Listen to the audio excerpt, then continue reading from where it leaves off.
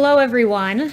There has been no greater champion for rectifying racial and income disparities in America's educational system than President Trump. Every child, regardless of race, income level, or zip code, deserves an equal playing field of opportunity to access the American dream. Making that goal a reality begins in our schools. The evidence is clear. An analysis of 41 major urban areas found that Black and Hispanic students made the largest gains in educational access because of school choice, according to a Credo study. That is why President Trump has been clear in saying in his State of the Union, for too long, countless American children have been trapped in failing government schools. To rescue these students, 18 states have created school choice in the form of opportunity scholarships. The programs are so popular that tens of thousands of students remain on a waiting list. Now I call on Congress to give 1 million American children the same opportunity. Pass the Education Freedom Scholarships and Opportunities Act, he said, because no parent should be forced to send their child to a failing government school. Well, now, if Democrats have their way, children will not have access to schools at all, and that is not acceptable to President Trump.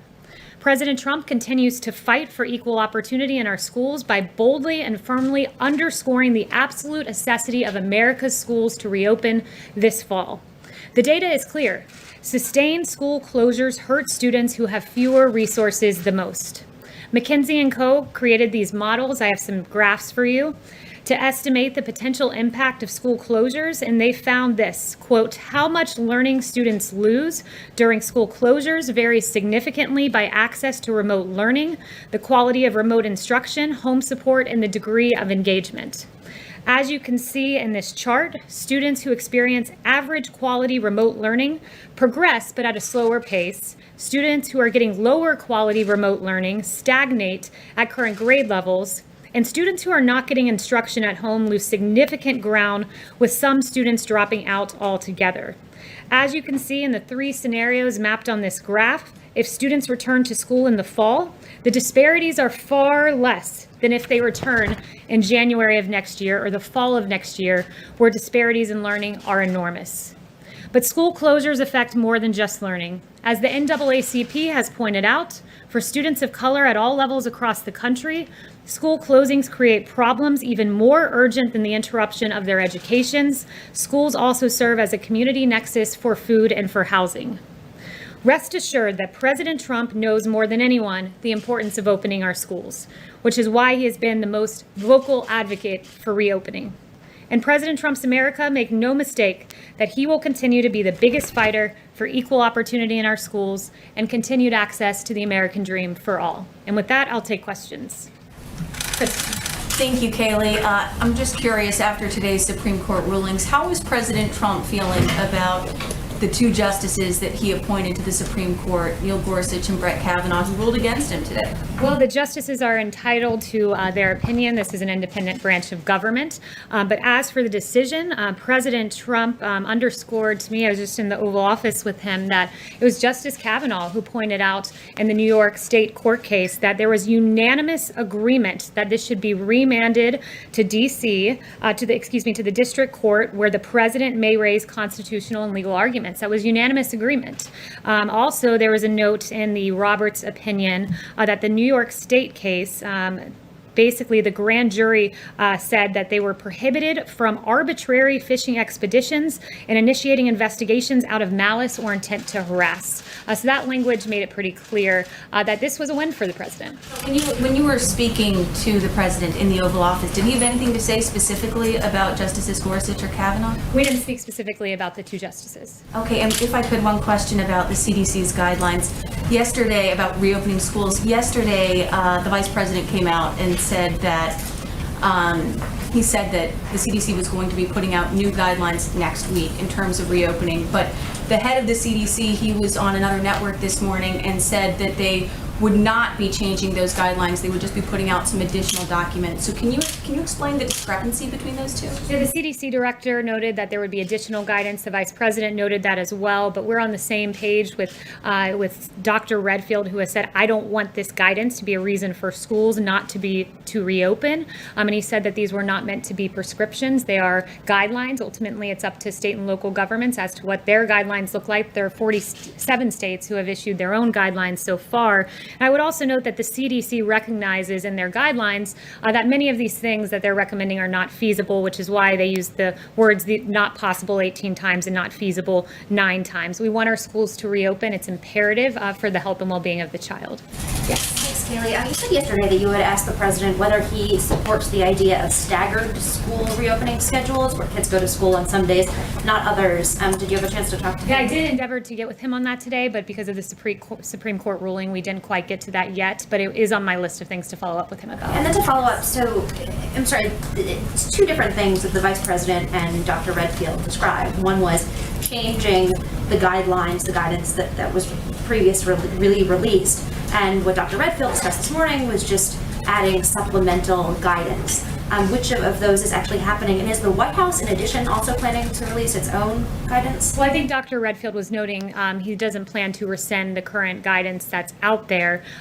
It will be supplemental guidance, but these are not requirements and not prescriptive, was the way he characterized the initial guidance. And he said that this guidance should not be used as a reason for schools not to reopen. We all have the same goal here, and it's for schools to reopen because the health of the child absolutely depends on it. And it's imperative, as the presentation I showed, to rectify disparities that we get these schools open. And sorry, is the White House releasing an additional document as well? I have no announcements on that. None in the works, but doesn't mean that it won't happen. Yes. Thank you, Kayleigh. I'll try to barrel through these quickly. Are the president's taxes still under audit, and specifically which years? The president's taxes are still under audit. I don't have years for you. Okay, let me ask you if I can. He could release his taxes at any time. This case went all the way to the Supreme Court. His own nominees ruled against him. Why shouldn't the American public at this point believe that the president has something he's trying to hide? First, let me note something. The taxes are under audit. He said he would release them when they are no longer under audit. The justices Obviously, he can do whatever he likes. The justices did not rule against him. In fact, it was a unanimous opinion saying that this needs to go back to the district court. And they even recognized that the president has an ample arsenal of arguments that he can make. And in fact, I would show that the Vance majority laid out a roadmap for the president. The Vance majority said the president has the right to challenge the subpoena on any grounds permitted by state law, be it bad faith or undue burden or breadth. They went on to say the president can raise subpoena-specific constitutional challenges, and they specifically mention a violation of the Supremacy Clause as one thing that he can raise. So they essentially laid out a roadmap. His justices did not rule against him. So to be clear, okay, fine. I don't dispute anything that you just said. What I'm asking, though, is the president, whatever the court says, the president can release his taxes whenever he likes. So why shouldn't Americans at this point believe that the president isn't trying to hide something? You know, the media has been asking this question for 4 years, and for 4 years the president has said the same thing. His taxes are under audit, and when they're no longer under audit, he will release them. But I would also note the excruciating ruling for House Democrats, who were very much called out for their partisan games. They also subpoenaed the president's information, financial information, and Justice Roberts said, far from accounting for separation of powers concerns, the House's approach aggravates them by leaving essentially no limits on the congressional power to subpoena the president's personal records. So leave it to House Democrats, who did a partisan impeachment, a political witch hunt against this president, and this was yet another part, only to be rebuked by the Supreme Court. Let me ask about coronavirus. Just my follow-up, if I may, on coronavirus quickly, Kayleigh. Hospitalizations in the country are up 50% since mid-June. How can the president say that the country is in good shape right now? So I would note with hospitalizations in a lot of these hospitals, I spoke with Dr. Birx this morning, about 10 to 40% in the hospitals reaching high capacity are COVID. So a lot of hospitalizations aren't pertaining to COVID. What I would also note, and I'm glad— Hospitalizations is not because of COVID? Well, a lot of it is elective surgeries and other surgeries that have opened up. About 10 to 40% in the hospitals reaching capacity are COVID related. But I'm glad that you asked about COVID, because I do want to take a moment to highlight some of the things things that the federal government has done. Can you answer that question first, of why we're in good shape right now with hospitalizations going up, in spite of what you said about elective surgeries? Well, one of the things I would note is the mortality rate, which has had, if you look at the weekend numbers, a tenfold decrease. You could argue an even greater decrease if you compare to some of our highest days. We're seeing the fatality rate in this country come down. That is a very good thing. We grieve when even one life is lost, but I think it's progress as we enter the next phase of this. But aren't a lot of other people Thank you, seriously ill, Kayleigh? Thank you, Kayleigh. On the China, so the administration today rolled out some sanctions against high-level Chinese officials over the Uyghur abuses. But can you speak overall what that does to the U.S. relationship with China, and does it jeopardize the Phase 1 deal?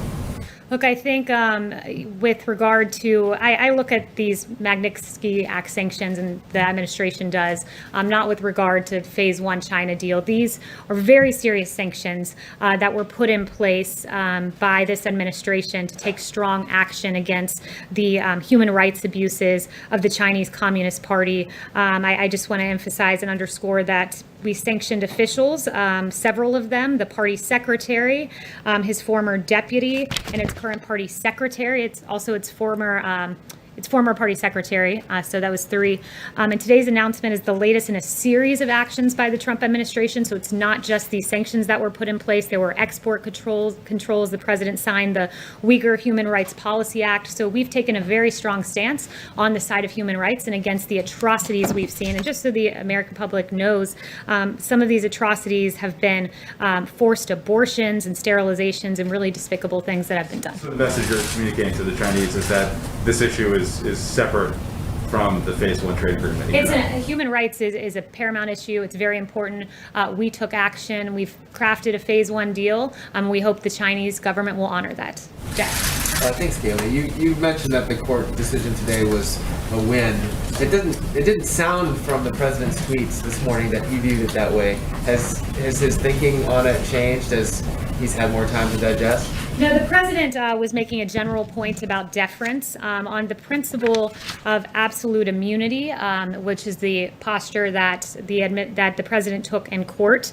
He believes there should have been more deference there. Justice Alito, citing the Harvard Law Review, made a very good point that constitutionally speaking, the president never sleeps. The president must be ready at a moment's notice to do whatever it takes to preserve, protect, and defend the Constitution and the American people. And we wish there would have been more deference to that point of view. But it is a big win, as Justice Kavanaugh noted, that all 9 justices said this needs to be remanded back to the lower court, and that in fact the attorney, Cy Vance, had not established his ability to secure access to those records. Instead, further proceedings are required. Giving the opportunity for the U.S. Attorney in New York to look at those documents is no doubt not something the president is happy about. I'm wondering, in general, if after this ruling and the ruling on DACA, the ruling on LGBT rights, the ruling on the census, whether the president regrets at all his criticism of judges, in particular Justice Roberts, Chief Justice Roberts. No, I think what the president, what has been underscored to him after all of these rulings is that, we need more conservative justices on the court. And that's something he's very strong about. It prompted him to say he'll release a list of more conservative justices he wants on the court. So I think that's been the big takeaway, not particularly with regard to this ruling, but with the previous ones that you mentioned. There are conservative judges on the court now. It's a 5-4. Yes, and then there was a 9-0 unanimous decision that this needed to be remanded, and there was a roadmap, as I noted, a roadmap set forward on how to proceed in the lower court, and there were several arguments proposed that the president could make in lower court. Yes, Kate. I've got 2 questions for you. One, on these rulings today, the Supreme Court is rejecting this assertion from the president that he is immune to investigation while he's in office. Does he agree with that he is not immune? Well, where the president stands is he still maintains his initial position, and he agrees with Justice Thomas in the dissent, who said the demands on the president's time and the importance of his tasks are extraordinary, and the office of the president cannot be delegated to subordinates. A subpoena imposes both demands on the president's limited time and a burden, and he went on to describe that position. So he agrees with the dissent. He agrees with the dissent by Justice Thomas. So he takes issue with the point that the majority made on absolute immunity, but nevertheless, I would underscore the victory here as Cy Vance, the attorney, was not given what he wanted, which was access to the records. He still thinks he's immune to investigation. The president still stands beside the posture that he made. He accepts any Supreme Court opinion as the law of the land, but nevertheless doesn't change his viewpoint. He can disagree with the opinion, but he certainly will follow it. And on coronavirus, my second question on coronavirus, I'll be quick.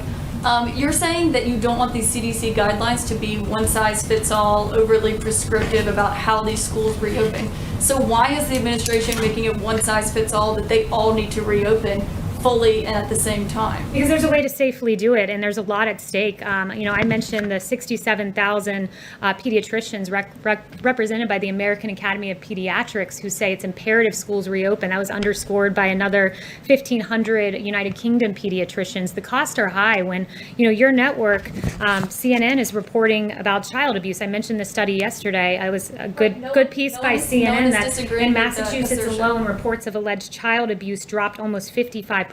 Because when kids are not in school, a lot of times we don't catch that abuse. The costs are too high to keep schools shut down. They can safely reopen. Even the American Academy of Pediatrics believes that, and the president's going to stand on the side of the child, always. And no one is disagreeing with that about child abuse, but I'm saying, how can you say you're not going to tell all the schools how to reopen, but you're going to tell them all when to reopen? There are 47 guidelines issued by the states.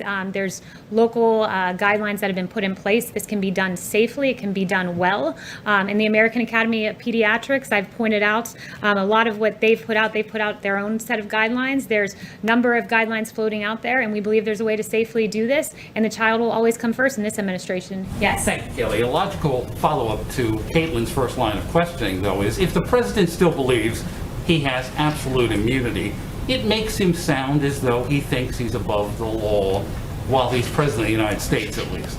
It's almost as if folks don't understand a legal term of art. Absolute immunity is a legal term of art, and I can go and describe that, and maybe I can best describe that by quoting Alexander Hamilton, who was referenced in the Thomas opinion. And Alexander Hamilton really created the posture and the outlook that laid the foundation for the notion of absolute immunity. And it was this: energy in the executive is a leading character in the definition of good government. It is essential to the protection of the community against foreign attacks. It is not less essential to the steady administration of the laws, to the protection of property against those irregular and high-handed combinations which sometimes interrupt the ordinary course of justice, to the security of liberty against the enterprises and assaults of ambition, of faction, and of anarchy. A feeble executive implies a feeble execution of the government. And the point he was making is that the executive is imbued with many constitutional authorities, many responsibilities to protect this nation from threats, foreign and domestic, and he must be able to operate unencumbered. That's where the proposition of absolute immunity comes from, and that is what the administration was defending in court. And we are pleased by the 9-0 opinion to send this back to the lower court, though we're not pleased by the absolute immunity component. Yes. Could you, Kayleigh, could you expand a little bit on Education Secretary DeVos's comments today about you're not going to cut funding to schools, but to shift funding to families? Do you know what that means? And the second question, unrelated, is does the White House have a comment on the retirement yesterday of Colonel Vindman from the Army? So to your first question, I did not see Secretary DeVos's comments, but as you described them, it leads me to believe that it was a reference to the president's tweet yesterday about changing education funding if schools don't reopen. As I noted yesterday, what this administration's goal is that funding be tied to the child, not to a school district where schools are staying closed. That's our paramount guiding principle. As to what that looks like in action, that will be forthcoming. We're hopeful that all the schools reopen in the nation. That's the goal. And we are hopeful for more education funding in phase 4, as I noted. And with Colonel Vindman, I'm not going to focus or comment on a former junior employee. I know the White House has not spoken to him since he left, and I would refer you for further to the Army. Was there any pressure from the White House for him to retire? Yes. Kayleigh, picking up on the coronavirus questions in schools, though, North Carolina, for instance, has seen a record high number of coronavirus-related hospitalizations, more than 1,000 today, and that's a 5-day rising count for those hospitalizations. So it's the White House's position that schools in North Carolina and hard-hit areas by coronavirus should absolutely reopen next month? It is our opinion that schools should reopen. I'd refer you to Dr. Redfield, who said yesterday, head of CDC, this virus has a very limited effect on kids. He went on to say, unlike the flu, kids are not driving the transmission cycle. He's in agreement with Dr. Scott Atlas, a former chief of neuroradiology at Stanford, who said children under 18 have virtually zero risk of death from COVID, virtually zero risk of serious illness, which was also underscored by Yale School of Public Health Professor Albert Koh. The bottom line is that the impacts of COVID-19 on children is minimal or very low compared to other age groups. But you know what is at risk for children is people not reporting child abuse, is these very serious consequences that are at play in the educational disparity I noted when kids stay home from school. Dr. Bergs also said yesterday, however, that there wasn't enough data on how this affects children because they weren't originally testing children at the same rate as adults. But to the point about places like, again, North Carolina, where they have been hard hit, you think that they should absolutely reopen next month? We believe that they should absolutely reopen the schools in this country, that kids are at very low risk. And I would also quote to you the American Academy of Pediatrics. I would venture to say those 67,000 pediatricians care very deeply about the children that they treat. And they have said that children and adolescents are at considerable risk of morbidity and in some cases mortality should they stay home from school. This president will fight for the health and well-being of children. Yes. Emerald. Thank you, Kayleigh. A study that came out of Detroit last week about hydroxychloroquine, which the president tweeted about, showed that it cuts deaths in half. Yet the American people have been told by government agencies like the FDA and some government medical experts that it is not effective for coronavirus. So what is the American people supposed to think? What is the official position from the administration on this possible therapy? So I'm glad you've asked this. The president has always said that he sees hydroxychloroquine as a very promising prophylactic, but that every person should not take it unless they get a prescription from their doctor. That's paramount, very important. The president has taken it himself as a prophylactic. And I would note that there's been a lot of wrong studies out there that were heavily touted. Like there was a Lancet study that was published, and many in the media pounced on this Lancet study, and it questioned hydroxychloroquine. And you had folks like NBC's Glenn Kirshner saying the president should resign over the Lancet study questioning hydroxychloroquine, and CNN spent over 90 minutes heralding the study that's now debunked, that has been detracted. But what we have found, though the Lancet study has been retracted, we have seen a Henry Ford Health System study, and that Henry Ford Health System study showed that it is very promising, leading CNN to now tweet a surprising new study found that the controversial anti-malarial drug hydroxychloroquine helped COVID-19 patients better survive in hospitals. And the CEO of Henry Ford Medical Group said it's important to note that in the right settings, this potentially could be a lifesaver for patients. So our position is where we always were, where the president was weeks and weeks before the study ever came out, that this was a promising drug, but it should only be taken in consultation with your doctor. So is the FDA going to reauthorize it for emergency use? I would refer you to the FDA on that. Okay. One more, if I may, on a follow-up to what the president talked about a few weeks ago regarding Antifa, saying that his administration planned to designate it as a terrorist organization.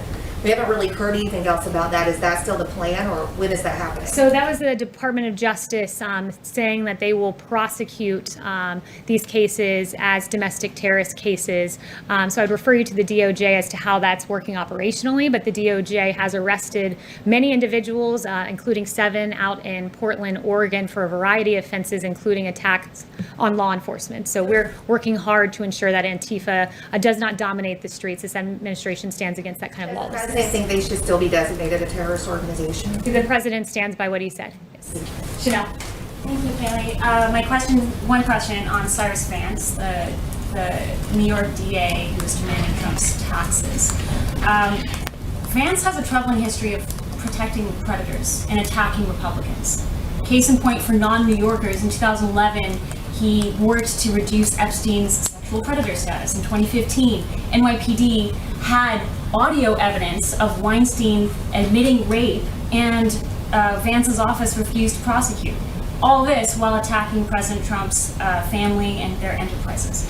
Given this history, what is President Trump's views of Vance from both a personal standpoint and a political standpoint, is this Vance just, is he just politically abusing the court system? What is Trump's views on him? Yeah, you raised some very good points about the partisan attorney in Manhattan.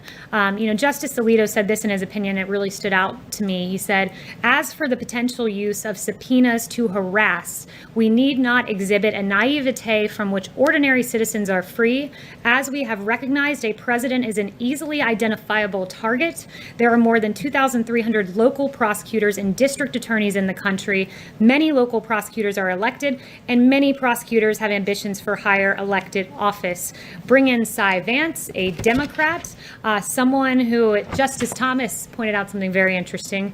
Justice Thomas noted that the district attorney for the County of New York, Cyrus Vance, served a subpoena on the president's personal accounting firm that, quote, was nearly identical to a subpoena issued by a congressional committee requesting nearly 10 years of the president's financial records. So the partisan attorney, the Democrat from New York, is aiding and abetting the Democrats, the lawless Democrats like Nancy Pelosi, who have pursued this president with bogus charges of collusion, with bogus charges in the impeachment inquiry, and are now pursuing this only to be rebuked by the Supreme Court and assisted by Cy Vance. For non-lawyers, is there legal recourse against overly political DAs out here, or is this just a war on a different front? I'd have to, this was an individual who was elected at the state level, so I guess the recourse would be the ballot box. But I would also note, just on that point, that you have President Obama and Vice President Biden, who were caught spying on the Trump campaign, the opposition party. You had former Vice President Biden in the Oval Office just before the inauguration,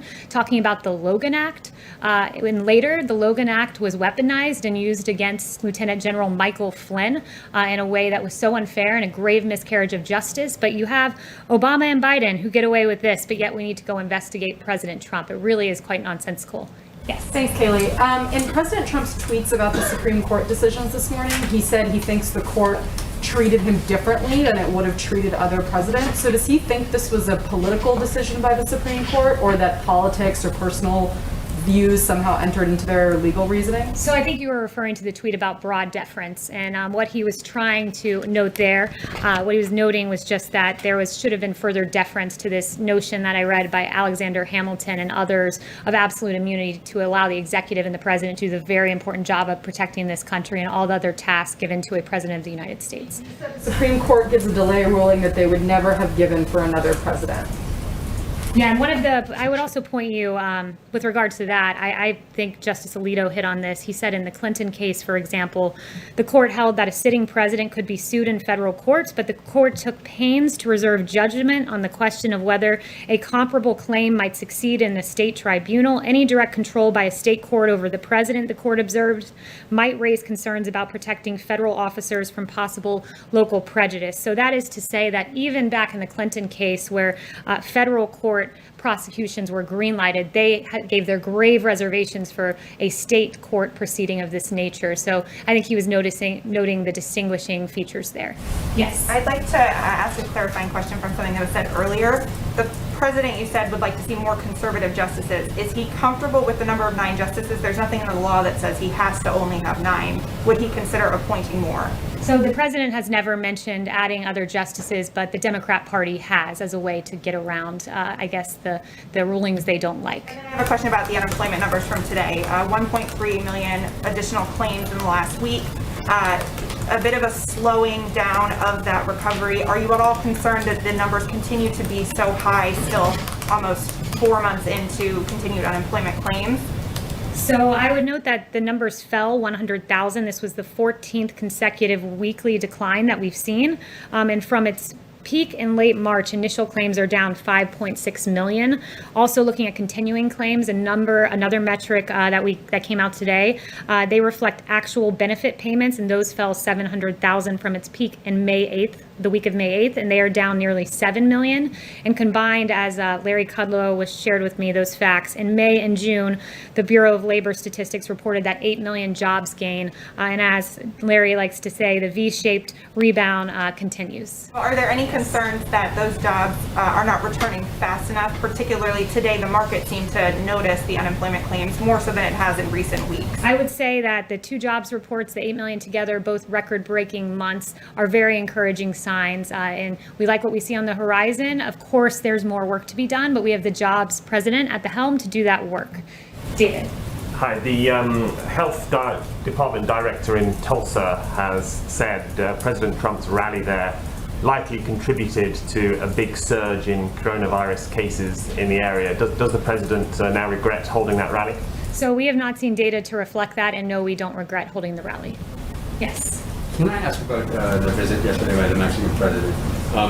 Can you tell us if President Trump discussed the issue of funding for the wall with the president, and if not, is that now a dead issue for the president? It didn't come up in the discussions that I was a part of, but I'm grateful that you bring up the wall, which is being built at accelerated pace, more than 500 miles by the end of the year. And we really appreciate the help of the Mexican government in securing the border with the troops that they've provided. Does the president contend that the Mexican government may still contribute, directly to fund? So again, I'm not aware of their other discussions they may have had, but what I would note is the USMCA, that Mexico is a big part in making happen, is bringing tons and tons and tons of money and revenue into the United States, and we're very grateful for that. Yes. Hello. Thank you, Kayleigh. Two quick questions. First of all, given United Airlines' recent announcement that they might have to furlough some 36,000 workers, does the president support extending the aid that was already given to the airlines further? And second, on vaccines, does the president have any views on whether or not K through 12 students should be mandated to get vaccinated against COVID-19 once a vaccine is safe and effective? So I haven't talked to him either about that point specifically on vaccinations or the airline extension, but I can circle back.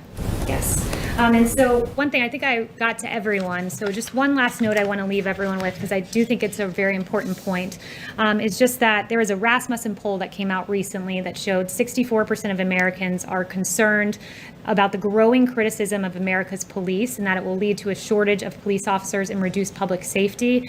And of all of the demographics polled, Black Americans fear most for public safety, with 67% acknowledging their concern for this. And this is why President Trump has taken action, calling strongly for law and order and peace in our streets, and he's set the tone at the top for mayors and governors.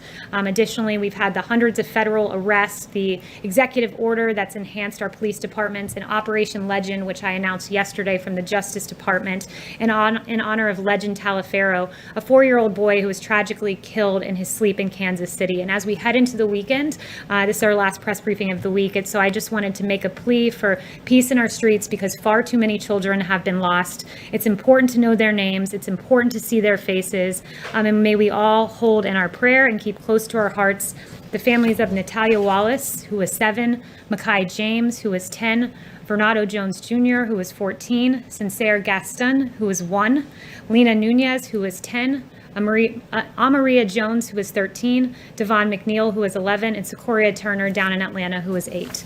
Let's make sure we have peace in our streets this weekend and hold these families in our prayers. Thank you.